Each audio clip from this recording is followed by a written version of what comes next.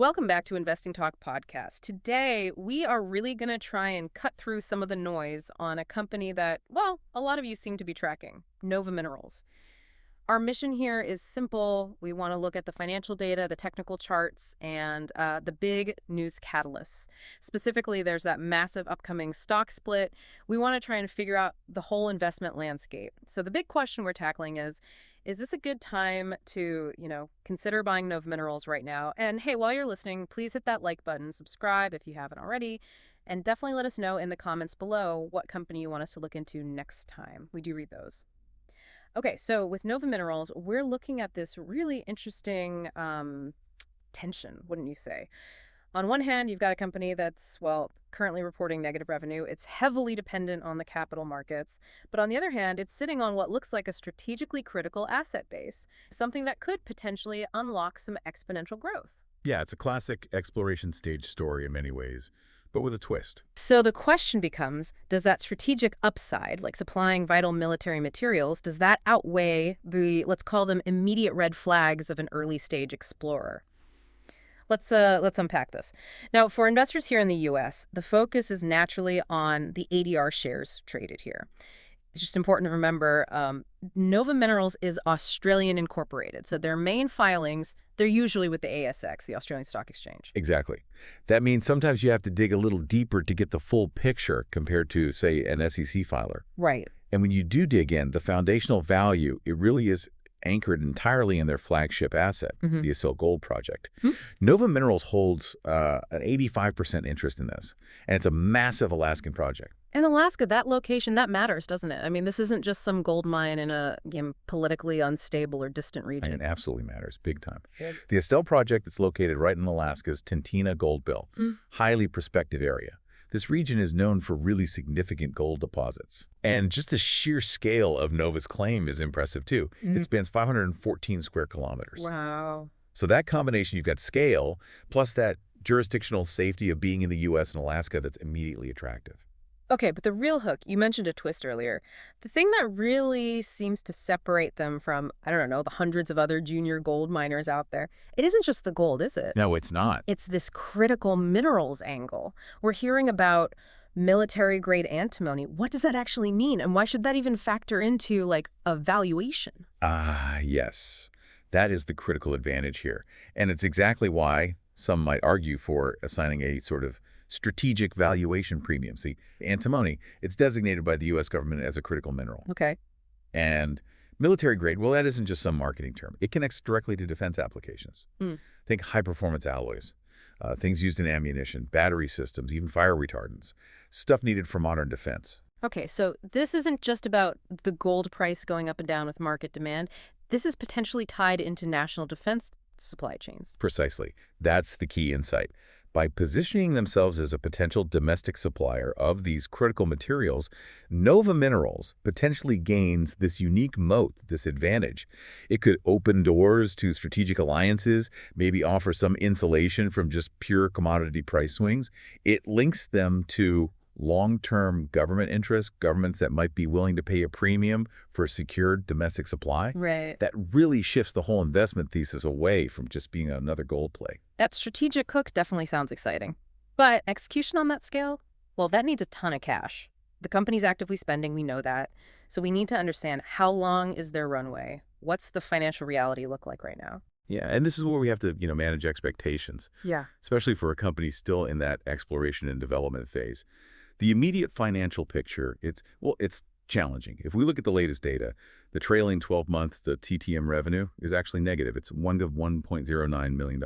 Negative revenue. Just to be clear for everyone listening, TTM means we're looking at the most recent full year of operations. So basically, their operations are costing them money right now, not bringing cash in the door. Correct. And as a result, the company operates at a net loss. TTM net income is sitting at $7.22 million. Means earnings per share, the EPS, is negative. It's negative 0 to 3 cents.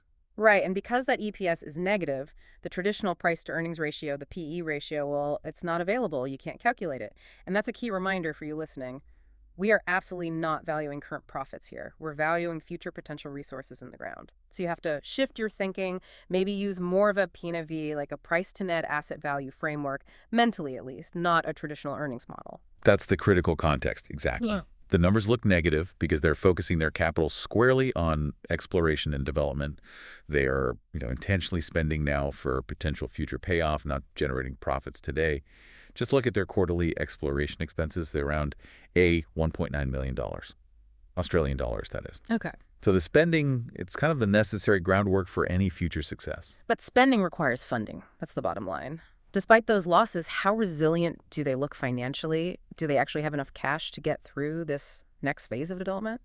Well, based on recent reports, they seem reasonably well funded for the near term. They finished Q2 2025 with $9.08 million in cash. That's roughly, $5.73 million US dollars. Okay. But the really crucial event was a big capital raise back in July 2025.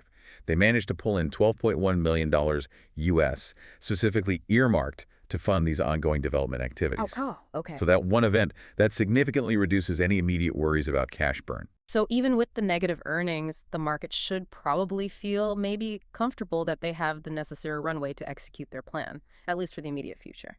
Makes sense. Okay, let's shift gears a bit. What's the sentiment like from the outside? What are the analysts saying about this explorer, if anything?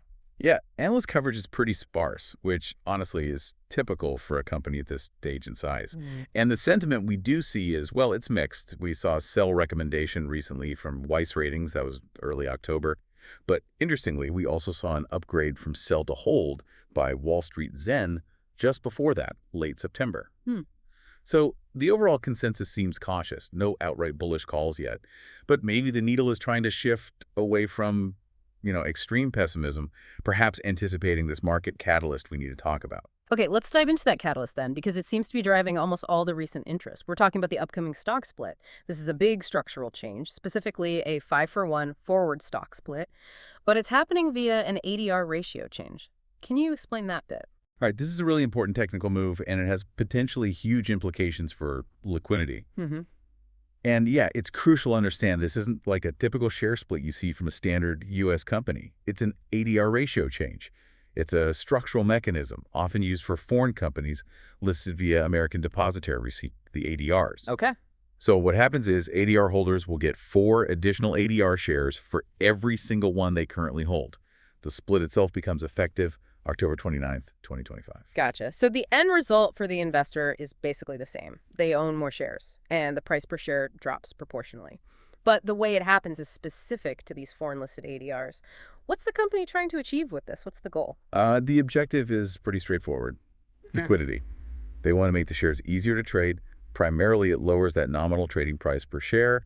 A lower price can attract broader trading activity. Right. That includes, smaller retail investors who might shy away from a higher dollar price per share. And critically, it could also attract institutional players like ETFs. Some funds have rules about minimum liquidity or maximum share price thresholds. This could help Nova Minerals meet those criteria. Okay, liquidity makes sense. Now, speaking of market reaction, let's look at the current technical picture. The source material notes that despite this massive news about the split, the stock's beta is actually quite low, around 0.21. Now, if this split is such a huge, potentially game-changing catalyst, why would the volatility be below average compared to the broader market? Doesn't that sort of imply the market isn't fully buying into the excitement just yet? That's a really sharp observation. Yeah, the low beta does suggest that so far the volatility has been pretty manageable. It might reflect more of a methodical accumulation, perhaps, rather than just frenzied speculative buying. However, the price action itself does confirm bullish momentum has picked up.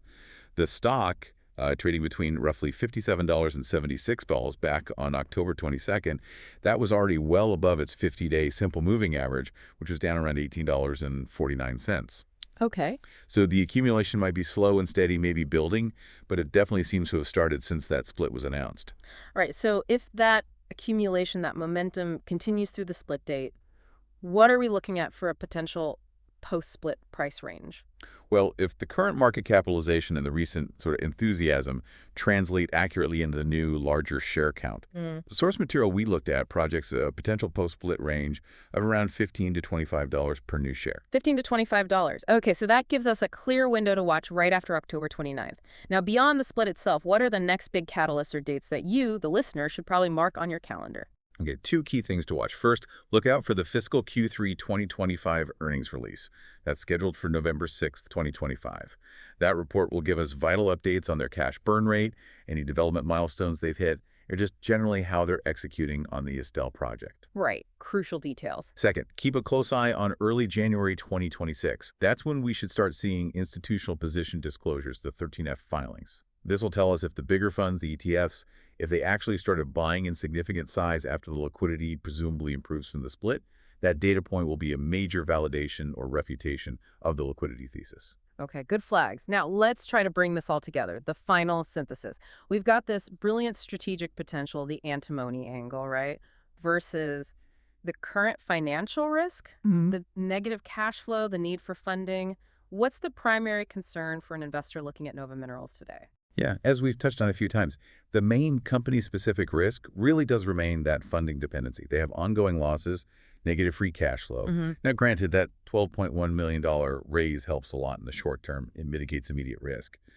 But a project of this scale, it will continually need access to capital markets to keep funding development. That's just the reality. Sure. And of course, you always have the standard exploration risks, potential permitting challenges. Those are always present for junior miners, especially in somewhat remote areas like Alaska, even with the jurisdictional safety. Okay, but despite those risks, the source material we're drawing from assigned a rating of bullish 810. An 8 out of 10, that sounds pretty high, maybe even dangerously high, for a company that's still entirely dependent on future funding and approvals. What justifies that level of confidence? It is high, you're right. And I think that rating speaks directly to the premium being assigned to that strategic theme we discussed.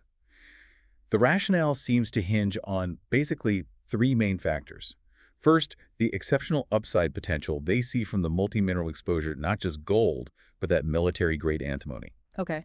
Second, the security and stability of operating in a U.S. jurisdiction like Alaska. That's seen as a major de-risking factor compared to many other mining regions. Right. And third, the fact that, for now at least, the company is well-funded thanks to that recent capital raise. So the analysis is essentially betting that the strategic necessity of that antimony play is just that valuable, that it warrants looking past the near-term financials. That level of confidence that's often fueled by, well, market chatter, right? Let's talk about the unconfirmed buzz, the rumors floating around that could be major catalysts if they ever turn out to be true. Yeah, the rumor mill is definitely part of the story here, and probably linked to that 810 rating. The biggest one, tied directly to the strategy, is the speculation about potential offtake agreements. Offtake, meaning? Meaning pre-agreed contracts to sell their future production. Specifically, rumors of agreements for that military-grade antimony, potentially with U.S. government organizations or defense contractors. If they could secure a locked-in buyer like that, especially for defense materials, wow, that would essentially validate the entire strategic moat we talked about. It would dramatically reduce funding risk, too. Makes sense. That would be huge. And what about the M&A angle? That's always a rumor for any, successful junior miner in a major gold belt. Yes, that's out there, too. Unsubstantiated rumors, of course, but suggesting interest from larger established mining companies, either for a joint venture partnership on the project or maybe even a complete buyout of the Alaskan assets. Given the scale we discussed and that crucial jurisdictional safety of Estelle, if a major player were to confirm serious interest, that could instantly de-risk the investment for current holders and likely provide a pretty massive return. But again, just rumors for now. Right, need to treat those as speculation. So putting it all together for the listener, what does this mean? Is Nova Minerals a short-term trade based on the split? Or is it more of a long-term strategic hold? The analysis suggests it might be one of those rare situations where it could actually be suitable for both. The stock split, the potential liquidity improvement, the upcoming news flow around earnings and institutional buying that provides a pretty strong immediate setup for potential short-term trading, capturing technical momentum. Okay. However, that foundational strategic theme, the critical minerals in a safe jurisdiction like Alaska, that makes it a potentially compelling candidate for long-term holding as well. If you believe in their ability to execute over, say, the next 3 to 5 years. Right. Execution is key long-term. So that brings us to our final takeaway here. Nova Minerals really presents this fascinating situation where the current kind of ugly, negative financials are almost completely overshadowed by what could be massive future potential. And you have this immediate technical catalyst, the 5-for-1 split, that could potentially unlock substantial short-term momentum very soon. Exactly. And that unique positioning as a potential supplier of military-grade antimony, that truly separates Nova Minerals from most of its peers. It adds this whole geopolitical dimension to the investment case. So the crucial question, I think, for you, the listener, is this. Does the strategic importance of these critical defense minerals potentially essential for national security, does that importance outweigh the very real current financial risks? The risks posed by a company still squarely focused on exploration, not production. What kind of valuation premium, if any, should you assign to that jurisdictional safety and that strategic necessity in today's, frankly, volatile global market? Something to really think about as you consider your next move. Definitely something to mull over. We'll certainly be tracking this story closely, especially watching for those institutional disclosures come January. Thank you for joining us today on Investing Talk podcast. Until next time, keep learning and keep investing.